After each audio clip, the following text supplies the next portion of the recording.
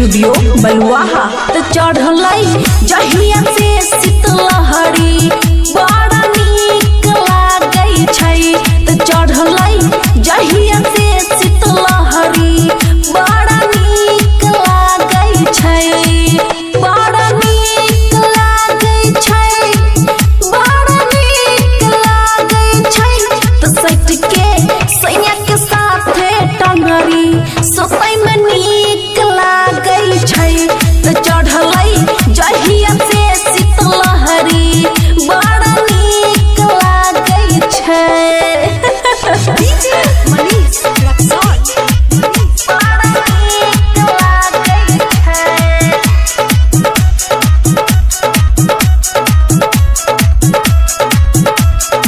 खुशी recording studio बलुआहा। तो जब लागै मीठ जार सैया करै खूबे प्यार के सैया करै खूबे प्यार, बाप रे बाप खूबे प्यार। जब लागै मीठ जार सैया करै खूबे प्यार के सैया करै खूबे प्यार।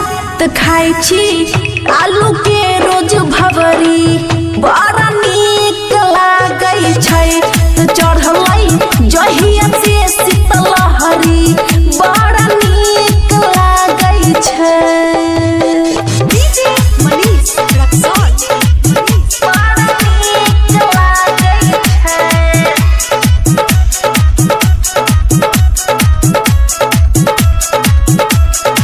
खुशी रिकॉर्डिंग स्टूडियो बलुआहा। तो सैया बबुआ राहुल रोज दैया हमरा फूल के रोज दैया हमरा फूल दैया हमरा फूल। तो सैया बबुआ राहुल रोज दैया हमरा फूल के रोज दैया हमरा फूल। तो देखै बिछवन पे कचहरी बड़ा नीक लागै छै।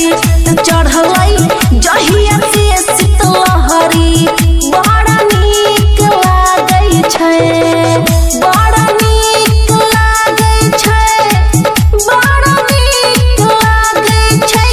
तो सट के सैया के साथे टंगरी बड़ा नीक लागै छै। तो चढ़लै जहिया से शीतलहरी बड़ा नीक लागै छै। खुशी रिकॉर्डिंग स्टूडियो बलुआहा।